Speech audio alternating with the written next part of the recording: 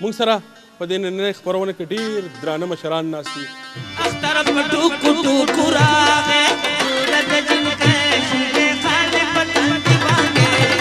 هغه څوک چې وي پښتون دورنګي نه کا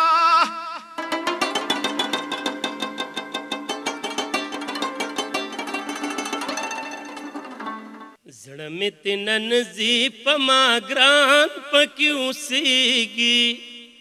څنګه ته نه لاړ شم یاران پکې اوسېږي خلک بدل شو ته جانانه مه بدلېږه د مخې لرې شئ لار راکئ زه مسافر لالي له غاړه ورکوم. او کینې خلک داسې وایي چې خرڅ پیسې کې ضرور دی دا پوکې پوکې چې ښکاري دا زما د جانان کور دی مسافر مزه اشنا مرور مزه اشنا د زړه باغچې